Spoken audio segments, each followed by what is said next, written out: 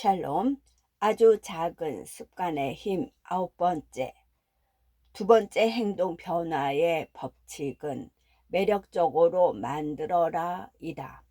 기회가 매력적일수록 습관이 형성되기 쉽다. 습관은 도파민이 주도하는 피드백 순환 작용이다. 도파민이 분비되면 어떤 행동을 하겠다는 동기도 생겨난다. 우리를 행동하게 만드는 것은 보상의 성취가 아니라 보상에 대한 예측이다.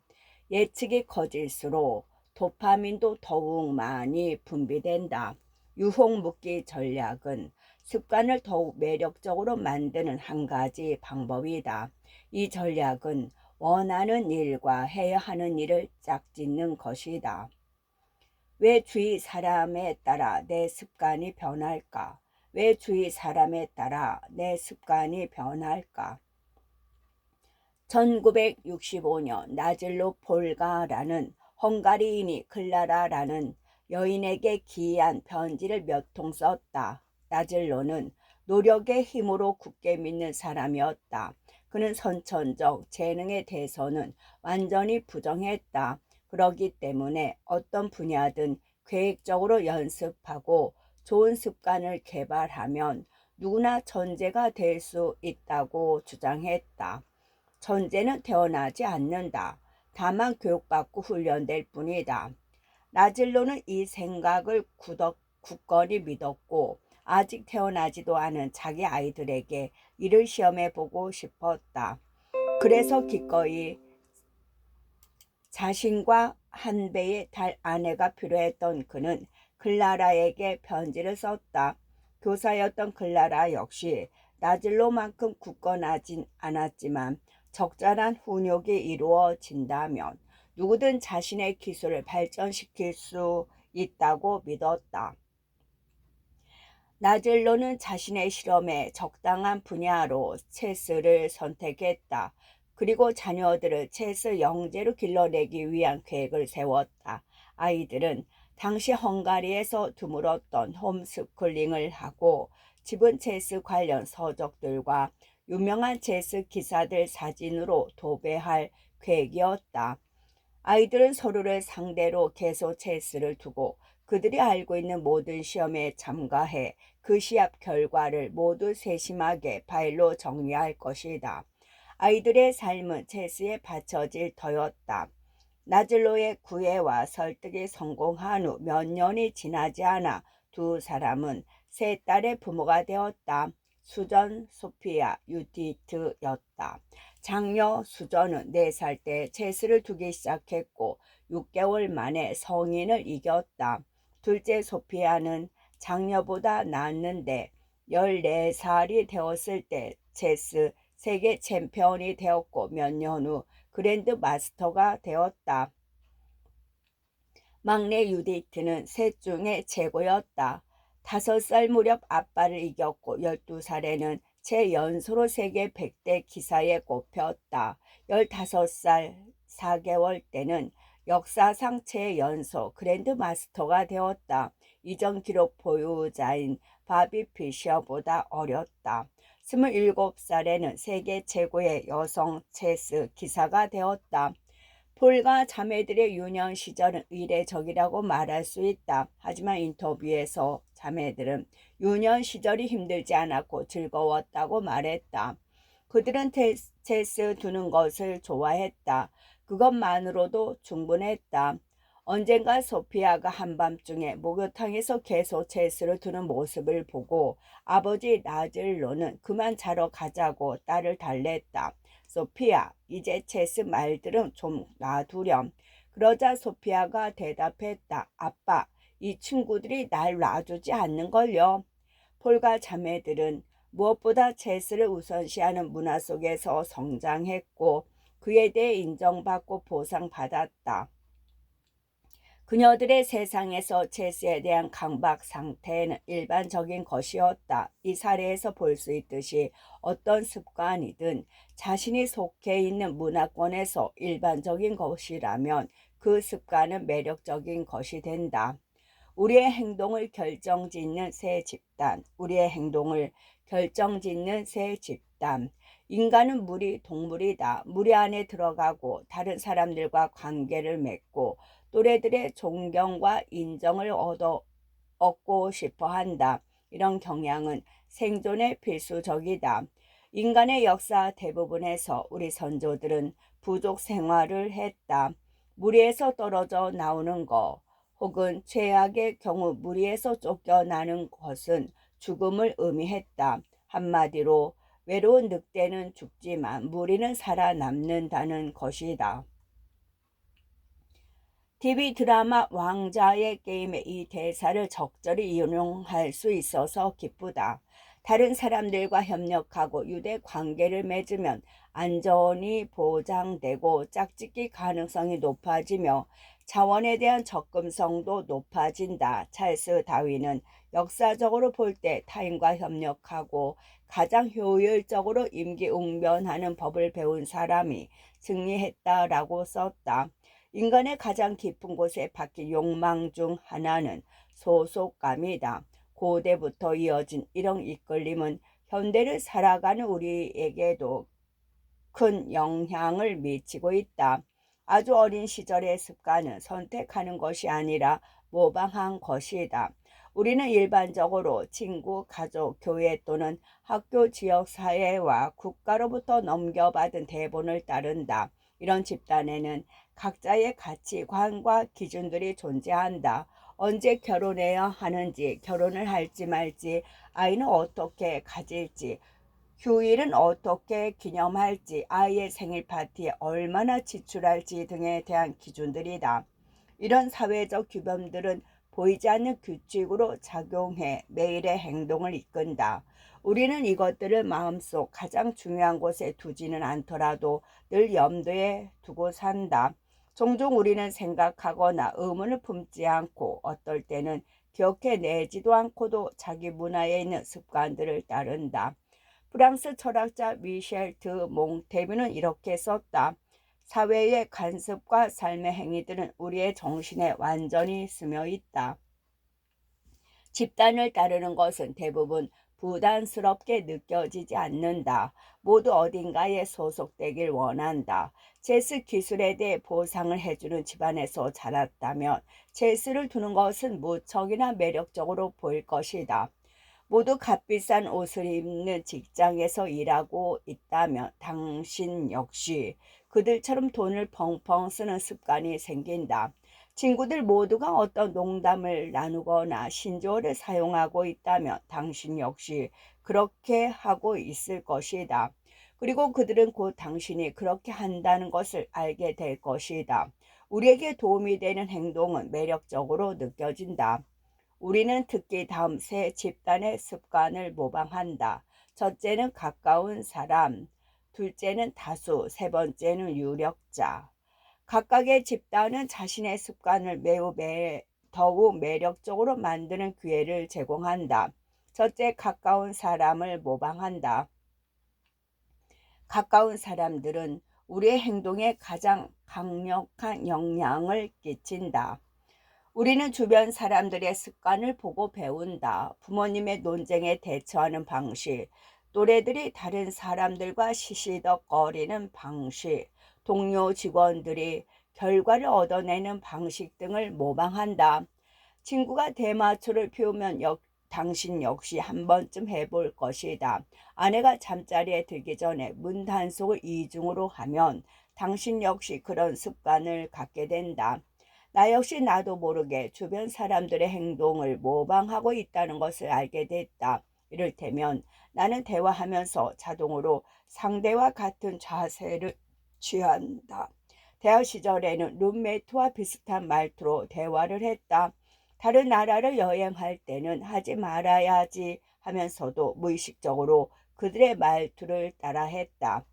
우리는 가까운 사람일수록 그 사람의 습관을 모방하기 쉽다. 1만 2천 명을 32년간 추적 조사한 획기적인 연구에 따르면 비만이 될 확률은 친구가 비만인 경우 57%로 증가했다. 다른 연구들도 마찬가지다. 한 연구에서는 애인이나 배우자가 살을 뺀 경우 상대 역시 그 시기에 약 3분의 1 동안 체중을 감량했다.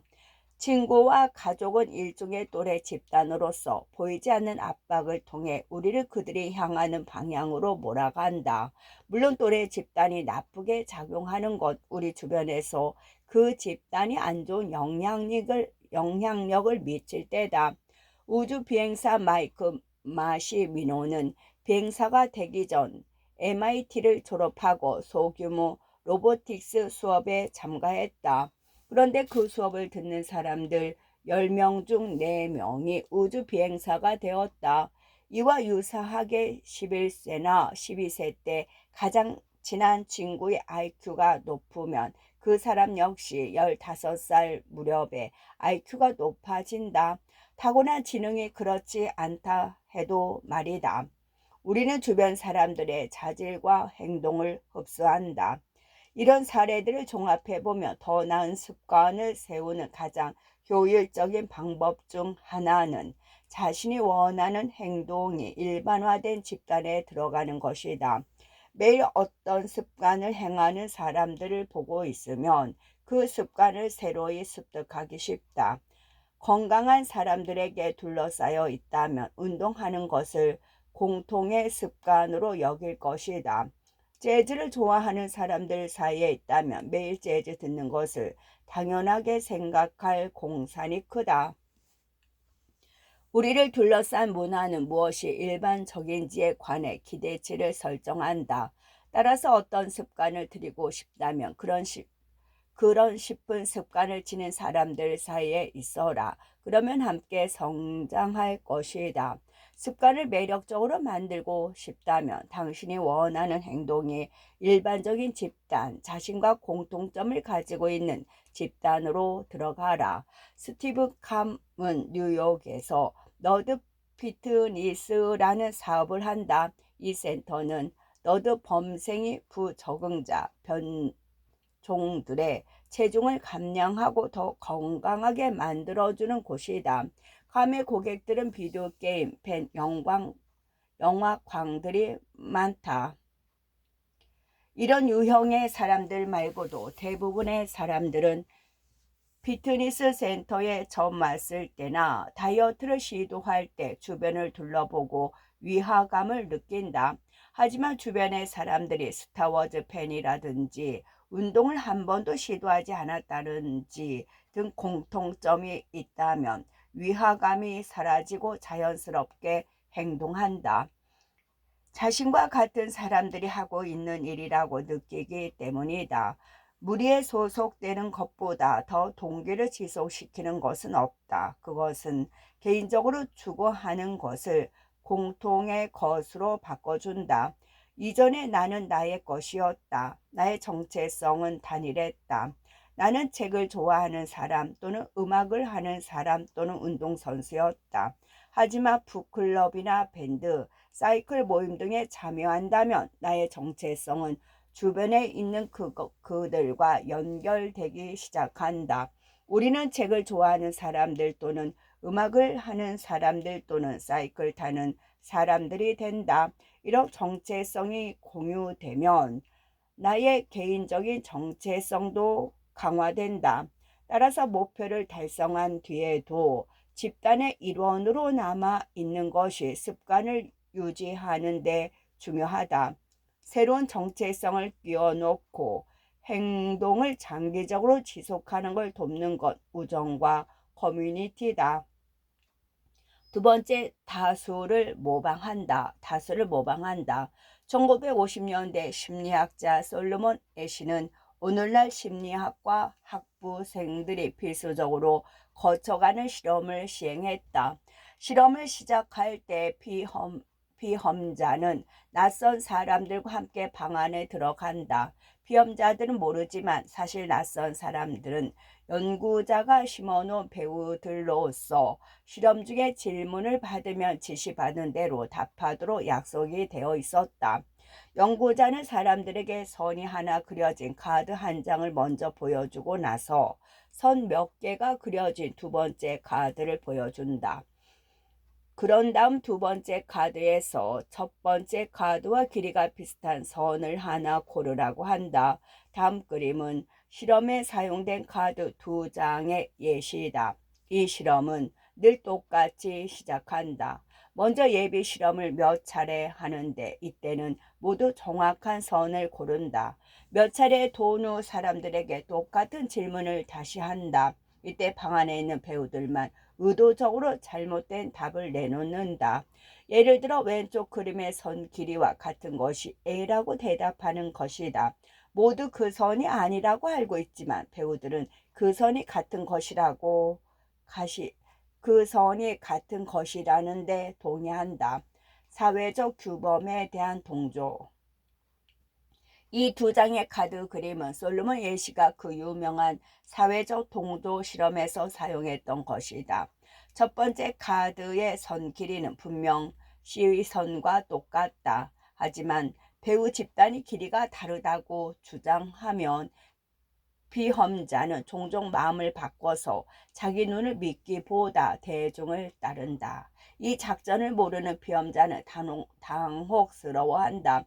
눈이 커지고 신경질적인 웃음을 멈추지 않는다. 그리고 다른 사람들의 행동을 확인한다.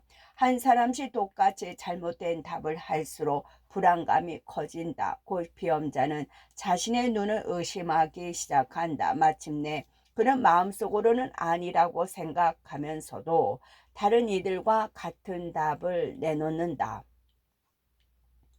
예시는 다양한 방식으로 수차례 이 실험을 진행했다. 그리고 배우를 많이 심을수록 비험자들의 동조가 더 많이 이루어졌다.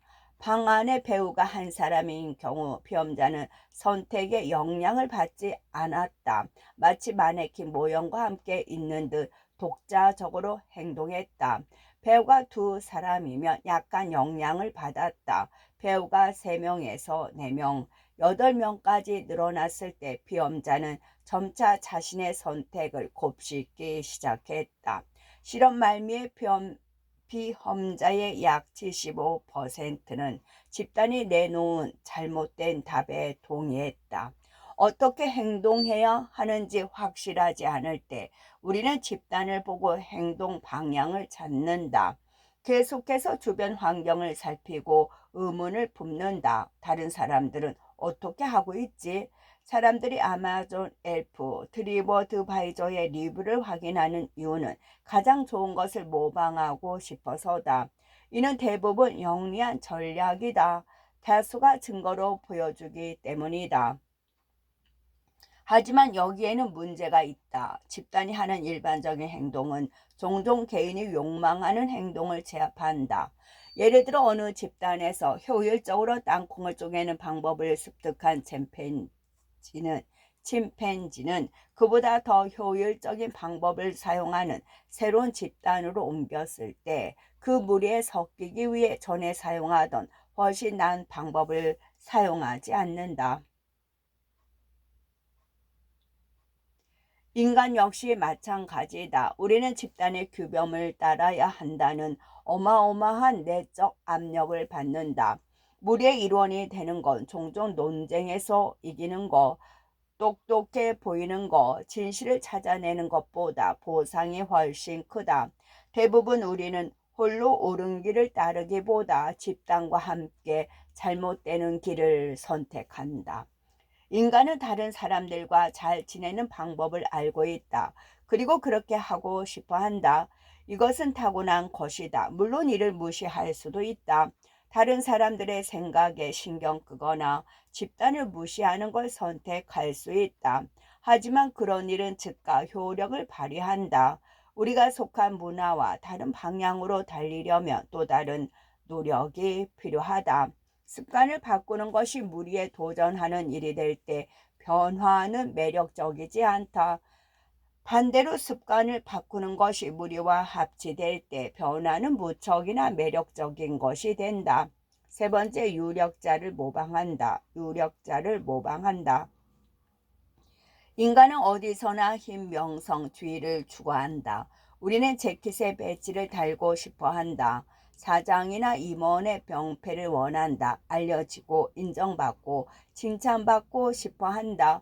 이는 헛되어 보일 수 있지만 대체로 현명한 생각이기도 하다. 역사상 거대한 힘과 주의를 가진 사람은 더 많은 자원에 접근하고 생존에 대해 덜 걱정하고 더 매력적인 짝을 찾곤 했다. 우리는 자신에게 존경, 인정, 칭송, 지위를 안겨주는 행동을 하려고 한다. 체육관에 가서 근육을 키우고 국도로 어려운 악보를 연주하고 자녀를 훌륭하게 키우고 싶어 한다. 이런 것들이 자신을 다른 사람들과 구분해 주기 때문이다. 일단 여기에 적응하면 우리는 두각을 드러낼 방법들을 찾기 시작한다. 우리가 엄청나게 효율적으로 움직이는 사람들의 습관에 무척이나 관심이 있는 건 이런 이유에서다. 성공한 사람들의 행동을 모방하려고 하는 것은 성공을 욕망하기 때문이다. 일상의 많은 습관들은 자신이 찬탄하는 사람들을 모방한 것이다. 자기가 속한 산업에서 가장 성공한 회사의 마케팅 전략을 모방하고 가장 좋아하는 제빵사의 조리법대로 음식을 만든다. 가장 좋아하는 작가의 작법을 빌려오고 상사의 대화법을 흉내낸다. 자신이 선망하는 사람을 모방한다.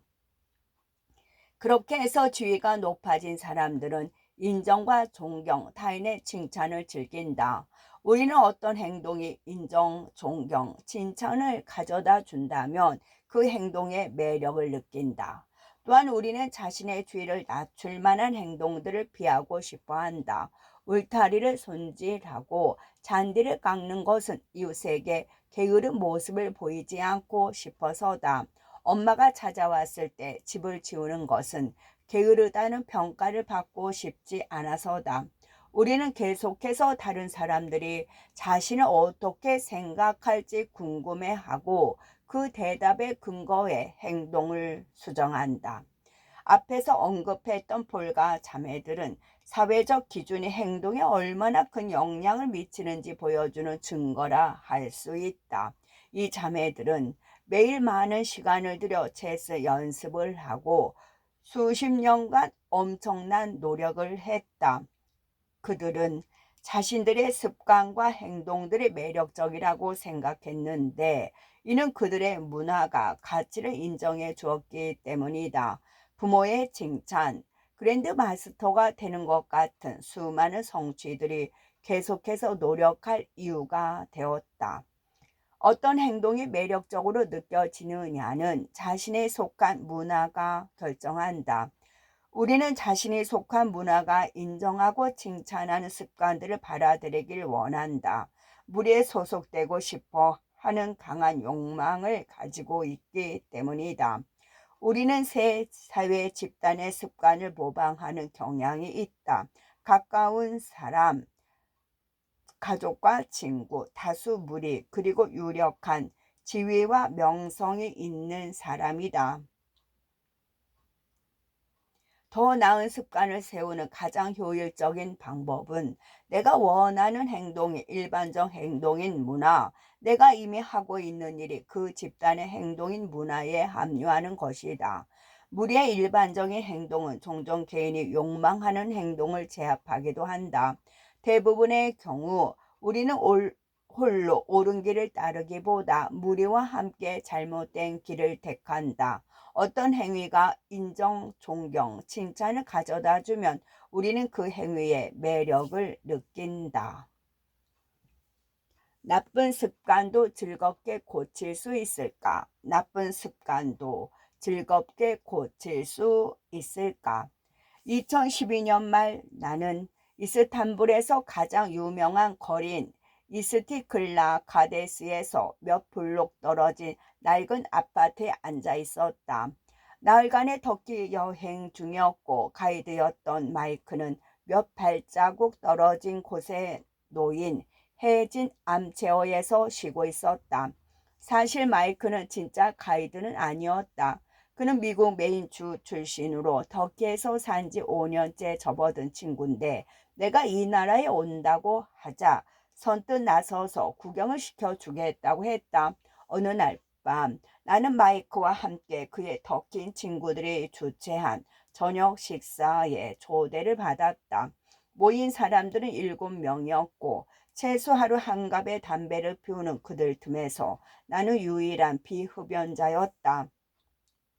한 터키 친구에게 어떻게 흡연을 시작했느냐고 물었다. 응, 뭐든 친구와 함께 시작하는 거지. 친구 하나가 담배를 피우면 같이 피우게 되잖아. 그렇게 대화 중 놀랍게도 그 방 안에 있었던 사람들의 절반 정도가 담배를 가까스로 끊었던 시기가 있었다는 것을 알게 됐다. 마이크는 한때 몇 년간 비흡연 상태였던 적이 있었고 이번에도 그는 담배를 끊겠다고 선언했다. 그 이유는 엘랑카의 손쉽게 담배를 끊는 방법이라는 책 때문이었다. 이 책은 흡연의 정신적 무게에서 나를 자유롭게 해주고 있어. 그가 말했다. 책에는 이렇게 쓰여 있어. 스스로에게 거짓말하는 걸 그만두어라. 당신은 자신이 정말로 흡연을 원하지 않는다는 걸 알고 있다. 흡연을 즐기지 않는다는 것도 알고 있다. 이 문장은 더 이상 내가 희생자가 아니라는 기분을 느끼게 해줘. 그리고 더는 담배를 필요로 하지 않는다는 걸 깨닫게 해준다고. 나는 한 번도 흡연을 시도해 본 적이 없었지만 나중에 호기심이 일어 그 책을 봤다. 저자가 흡연자들의 흡연 욕구를 제거하고자 제시한 전략은 흥미로웠다. 그는 흡연과 연결된 각각의 신호를 체계적으로 재구성하고 거기에 새로운 의미를 부여했다. 예를 들면 그는 이런 식으로 말한다. 당신은 뭔가를 그만뒀다고 생각하지만 사실은 어느 것도 그만둔 것이 아니다.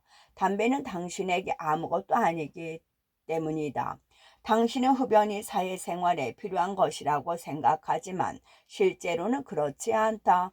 당신은 담배를 한 대도 피우지 않아도 사람들과 잘 어울릴 수 있다. 당신은 흡연이 스트레스를 경감시킨다고 생각하지만 실제로는 그렇지 않다. 흡연은 당신의 신경을 이완시키는 것이 아니라 파괴한다.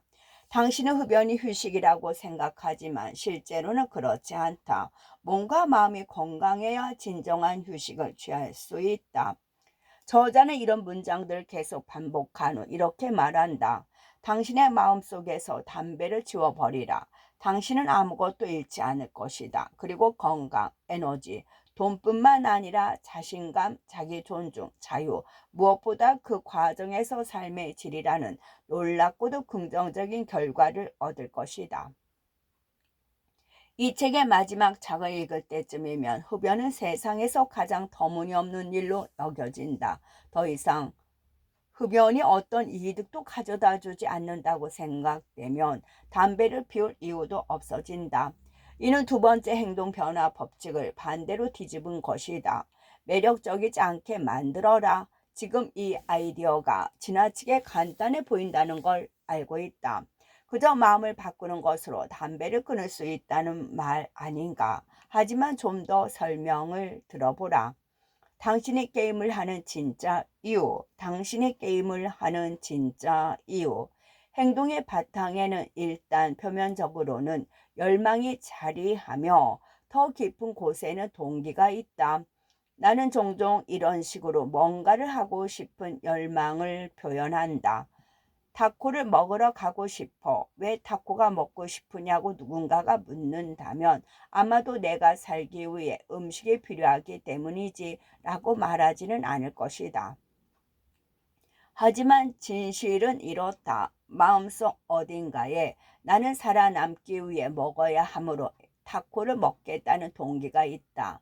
내 열망이 타코라는 특정한 대상에 있다 해도 기저에 깔린 동기는 음식과 물을 섭취하는 것이다. 그런 동기들에는 다음과 같은 것들이 있다. 이는 부분적인 목록일 뿐이다. 더 많은 목록과 이를 사업에 적용하는 방법에 관한 사례를 볼 수 있다.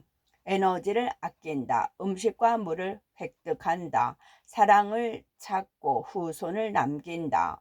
다른 사람들과 연결되며 유대를 맺는다. 사회적 인정과 포용을 얻는다. 불확실성을 줄인다. 지위와 명예를 얻는다. 열망은 이와 같은 동기를 드러낸 것이다. 우리의 뇌는 담배를 피우고 인스타그램을 확인하고 비디오 게임을 하고 싶어하는 욕망을 가지고 진화하지 않았다. 더 깊은 수준에서 우리는 불확실성을 줄이고 불안을 경감시키고 사회적 인정과 포용을 획득하거나 지위를 얻고 싶어 한다. 새롭게 만든 자신의 습관을 들여다보라. 그러면 거기에 새로운 동기가 있는 게 아니라 인간 본능 깊숙한 곳에 내재된 동기가 있었음을 알게 될 것이다. 사랑을 찾고 후손을 남긴다. 데이트 앱인 틴터를 이용한다. 다른 사람들과 연결되고 유대를 맺는다. 사회적 인정과 포용을 획득한다. 불확실성을 줄인다. 다른 사람들과 연결되고 유대를 맺는다. 페이스북을 검색한다. 사회적 인정과 포용을 획득한다. 인스타그램 포스터를 작성한다. 불확실성을 줄인다. 구글을 검색한다. 지위와 명예를 얻는다. 비디오 게임을 한다. 우리의 습관은 고대부터 이어져 내려온 욕망의 현대판 해결책이다. 한마디로 오랜 악덕의 새로운 형태다. 인간 행위의 기저에 깔린 동기는 여전히 똑같다. 다만 우리가 행하는 특정한 습관들이 시대에 따라 다를 뿐이다. 여기에 주목할 부분이 있다. 동기의 근원이 같다 해도 이를 해결하는 방식은 수없이 많다. 어떤 사람은 담배를 피움으로써 스트레스가 줄어든다는 것을 배울 수도 있다. 또 어떤 사람은 달리기를 함으로써 화를 누그러뜨릴 수 있다는 걸 배웠을 수도 있다. 우리의 현재 습관이 우리 앞에 놓인 문제를 해결하는 최선의 방식이 아닐 수도 있다. 그저 각자가 습득한 방식일 뿐이다. 일단 문제와 관련된 해결책을 찾아내면 우리는 그 행동을 계속하게 된다. 습관은 모두 연결작용이다. 이런 연결성은 우리가 어떤 습관을 계속할 만한 가치가 있는지 아닌지를 결정한다. 첫 번째 법칙을 논의할 때 다뤘던 것처럼 뇌는 지속적으로 정보를 흡수하고 주변 환경에서 신호들을 찾아낸다. 신호를 받아들이는 매 순간 뇌는 시뮬레이션을 하고 다음에 어떤 일이 벌어질지 예측한다. 첫째 신호는 난로가 뜨겁다는 것을 알아차린다. 둘째 예측은 난로를 건드리면 화상을 입을 테니 건드리지 말아야지. 첫째 신호등이 초록색으로 바뀌는 것을 본다. 두 번째 예측, 속도를 올리면 사거리를 통과해야 하는데 무리가 없을 거고 목적지에 더 빨리 갈 거야. 그러니 속도를 올려야지. 우리는 신호를 보고 과거의 경험에 기반해 분류하고 적절한 반응을 결정한다. 이 모든 행동은 순간적으로 일어나지만 습관에는 중대한 역할을 한다. 모든 행동은 예측에 따라 일어나기 때문이다. 인생은 반응으로 이루어지는 것 같지만 실제로는 예측에서 이루어진다. 하루 종일 우리는 지금 막 본 것이나 과거에 잘했던 일에 기반해 어떻게 행동하는 것이 최선인지 추측한다. 끝없이 다음 순간 어떤 일이 일어날지 예측한다. 우리의 행동은 이런 예측들에 따른 것이다. 다시 말해 우리의 행동은 우리에게 일어난 사건 그 자체, 현실에 따라서가 아니라 그 사건을 어떻게 해석하느냐에 따라 달라진다. 예를 들어 두 사람이 똑같이 담배를 보고도 한 사람은 담배를 피우고 싶어지고 다른 한 사람은 담배조차 맞고 싶지 않을 수 있다. 따라서 똑같은 신호라 해도 각자의 예측에 따라 좋은 습관이 나타날 수도 나쁜 습관이 나타날 수도 있는 것이다. 습관은 그것들이 어떻게 이루어질지에 대한 예측에 따라 형성된다. 이 예측들은 그 일에 대한 느낌으로 이어진다. 다시 말해 열망이라고 묘사할 수 있는 거, 느낌, 갈망, 촉구 등을 알아차린다. 느낌과 감정은 우리가 인지한 신호를 변형하며 예측을 우리가 적용할 수 있는 동작 신호로 만든다. 또한 느낌은 우리가 지금 무엇을 감지해야 할지를 설명해 준다. 예를 들어 우리는 주위에 대해서도 이를 알아차리느냐 아니느냐에 따라 지금 당장 따뜻한지 추운지를 느낀다. 기온이 1도로 떨어지면 아무것도 느끼지 못한다. 하지만 10도가 떨어지면 춥다고 느끼고 옷을 한 겹 더 입는다. 춥다는 느낌은 행동을 촉구하는 동작 신호다. 우리는 언제나 신호들을 감지하고 있지만 상황에 따라 더 낫다고 예측될 때만 행동한다. 열망은 뭔가를 놓쳤다는 데 대한 감각이다. 이는 우리의 상태를 바꾸고 싶다는 욕망이다. 기온이 떨어지면 신체가 현재 느끼는 상태와 어떤 상태가 되고 싶은지 사이에 차이가 발생한다. 이렇게 현재 상태와 욕망하는 상태의 차이가 행동의 이유가 된다. 욕망은 지금 내가 어디에 있는지와 미래에 어디에 있고 싶은지의 차이다. 심지어 아주 사소한 행동일지라도 현재와 다르게 행동하고 싶다고 느끼면 동기의 씨앗이 될 수 있다. 음식을 막 먹어치우거나 담배를 피우거나 SNS 상을 떠돌아 다닐 때 우리가 정말로 원하는 것은 포테이토 칩이나 담배, 좋아요 한 무더기가 아니다. 정말로 원하는 것은 다르게 느끼는 것이다. 우리의 느낌과 감정들은 현재 상태를 유지할지 행동을 변화시켜야 할지를 말해준다. 신경과학자들은 감정과 느낌이 제 기능을 하지 못하면 실제로 결정 능력을 잃는다는 사실을 발견했다. 이는 감정과 느낌이 무엇을 추구할지, 무엇을 피해야 할지에 대한 동작 신호임을 말해준다.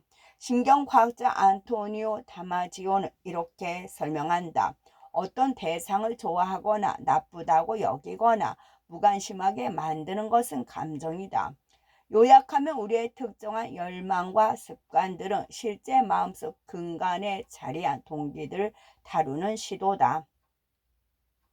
어떤 습관이 어떤 동기를 성공적으로 다루면 우리는 그것을 다시 하고자 하는 열망이 생겨난다. 우리는 SNS를 확인하는 것이 사랑받는 감정을 느끼게 해준다거나 유튜브를 보는 것이 불안감을 잊게 해준다거나 같은 예측들을 습득한다. 어떤 습관이 긍정적인 느낌과 연결되면 매력적인지를 잘 파악하면 이를 이로운 방향으로 이용할 수 있다. 긍정적인 느낌을 만들고 싶다면 끝.